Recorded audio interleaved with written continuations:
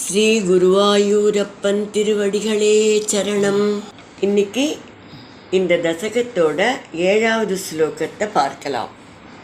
முதல்ல வார்த்தைகளை பிரித்து சொல்லலாம், பிறகு ஒவ்வொரு வரியும் சேர்த்து சொல்லலாம். மாத்ராச்ச நேத்ர சலிலாஸ்திரித காத்ரவல்யா, மாத்ராச்ச நேத்ர சலிலாஸ்திரித காத்ரவல்யா, स्तोत्रैरभीष्टुत गुण करुणालयस्त्वं, स्तोत्रैरभीष्टुत गुण करुणालयस्त्वं, प्राचीन जन्मयुगलं प्रतिबोध्य ताभ्यां, प्राचीन जन्मयुगलं प्रतिबोध्य ताभ्यां, मातुर्गिरा तदित मानुषबालवेशं, मातुर्गिराधदित मानुष बालवेशं, मात्रा च नेत्र सलिलास्त्रित गात्रवल्या, स्तोत्रैरभीष्टुत गुण करुणालयस्त्वं, मात्रा च नेत्र सलिलास्त्रित गात्रवल्या, स्तोत्रैरभीष्टुत गुण करुणालयस्त्वं, प्राचीन जन्मयुगलं प्रतिबोध्य ताभ्यां, मातुर्गिरा तदित मानुषबालवेशं, प्राचीन जन्मयुगलं प्रतिबोध्य ताभ्यां, मातुर्गिराधदित मानुष बालवेशं. இப்போ நாம் இந்த ஸ்லோகத்தோட வார்த்தைகளை பிரித்து அர்த்தங்களை பார்க்கலாம். நேத்ர சலில ஆஸ்திரித, ஆனந்த கண்ணீரால் நனைக்கப்பட்ட, காத்ரவல்யா மாத்ராச்ச, கொடி போன்ற உடலை உடைய தாயினாலும், ஸ்தோத்ரைஹி அபீஷ்டுத குணக, துதிகளால் போற்றப்பட்ட குணநலன்களை கொண்ட, கருண ஆலயத்துவம், கருணையின் இருப்பிடமான நீங்கள், தாப்யாம் அவ்விருவருக்கும், பிராச்சீன ஜன்மயுகலம், உங்களுடைய முந்திய இரு பிறப்புகள் அவதாரங்களையும், பிரதிபோத்திய நினைவுறுத்திவிட்டு, மாதுகு கிரா தாயின் சொற்படி, மானுஷ பாலவேஷம் சாதாரண மனுஷ குழந்தையின் வடிவை, ததித எடுத்துக்கொண்டீர்கள். இப்போ இந்த ஸ்லோகத்தை முழுவதுமாக பாராயணம் பண்ணி இதோட முழு அர்த்தத்தையும் பார்க்கலாம். மாத்ரா ச நேத்ர சலிலாஸ்திரித காத்ரவல்யா, ஸ்தோத்ரைரபீஷ்டுத குண கருணாலயஸ்த்வம், பிராச்சீன ஜன்மயுகலம் प्रतिबोध्य ताभ्यां, मातुर्गिरा तदित मानुषबालवेशं. வசுதேவர் பகவானை துதித்ததை 6வது ஸ்லோகத்தில் பார்த்தோம். இந்த 7வது ஸ்லோகத்தில் தேவகி பகவானிடம் செய்கிற பிரார்த்தனை. பகவானை தரிசனம் பண்ண மகிழ்ச்சியில் அப்படியே தேவகியோட கண்கள்லேருந்து ஆனந்த பாஷ்பம் பெருகிறது. அவளோட உடலே அப்படியே நனைஞ்சு போய்டுறது. அதனால் உங்களோட குணங்களை எல்லாம் புகழ்ந்து போற்றி பிரார்த்தனை செய்கிறா. கருணையின் இருப்பிடமான நீங்கள் அவளுக்கு அவர்களுடைய முந்திய இரு பிறப்புகளையும், இங்கே அவர்களுடையன்னு யாரை சொல்கிறோம்?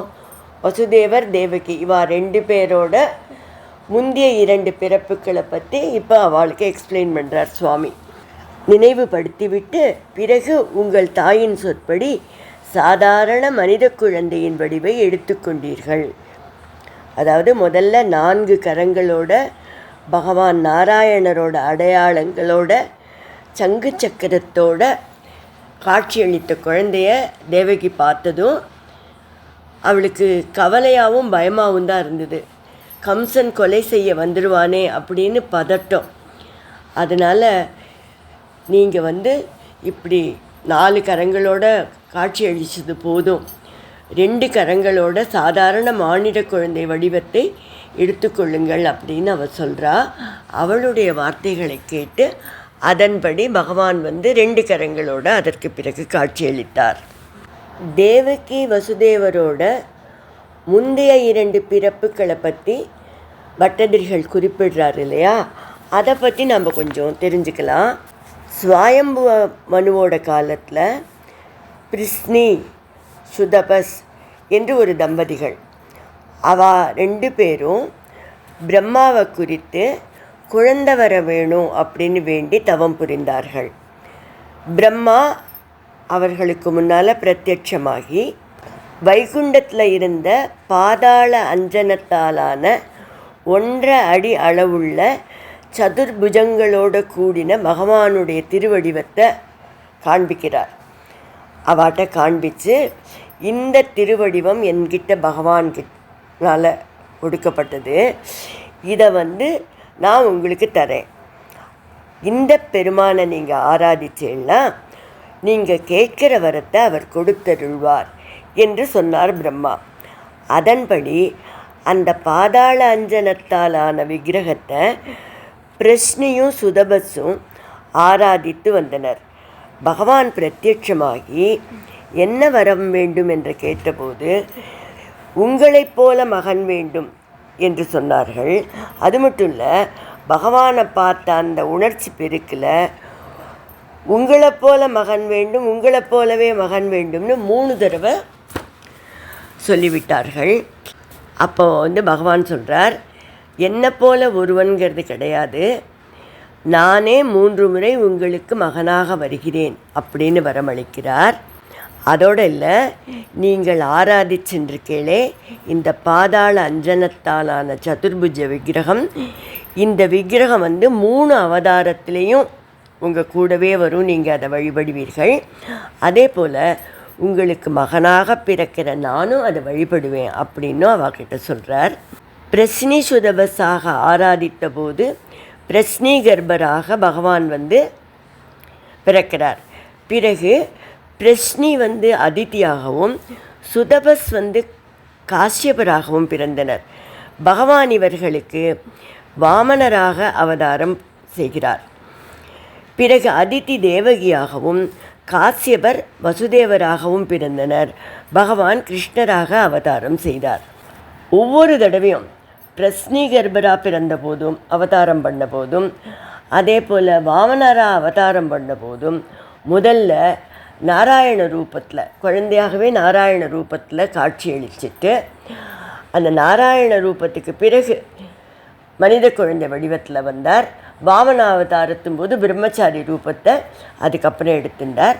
அதே மாதிரி கிருஷ்ணாவதாரத்தும் போது முதல்ல இந்த ரூபத்தை காமிச்சிட்டு அதுக்கு பிறகு மானுட குழந்தையாக மாறிக்கொண்டார். கிருஷ்ணாவதாரம் பூர்த்தியாகும்போது பகவான் உத்தவர்கிட்ட இந்த விக்கிரகத்தை கொடுத்து இதை பாதுகாத்து வைக்கும்படியாக சொன்னார். துவாரக நீரில் மூழ்கிய போது உத்தவர் வருணனோட உதவியோட இந்த விக்கிரகத்தை மீட்டு குருவிடமும் வாயுவிடமும் தந்தார். அவர்கள் அவரை பிரதிஷ்டை செய்ய ஒரு இடத்தை தேடிக்கொண்டு வந்தபோது கேரளத்தில் ருத்ரதீர்த்தம் என்ற புண்ணிய கஷேத்திரத்தை கண்டார்கள். அங்கிருந்த சிவனும் பார்வதியும் இவர்களை வரவேற்க அந்த இடத்திலேயே பிரதிஷ்டை செய்தார்கள். அதனால் இன்றைக்கி நம்ம குருவாயூரில் வணங்குற பகவான் குருவாயூரப்பன் வைகுண்டத்தில் இருந்த பாதாள அஞ்சனத்தால் ஆனவர், செய்யப்பட்டவர். 3 அவதாரங்களில் பகவானாலும் அவருடைய பெற்றோராலும் ஆராதனை செய்யப்பட்டவர்.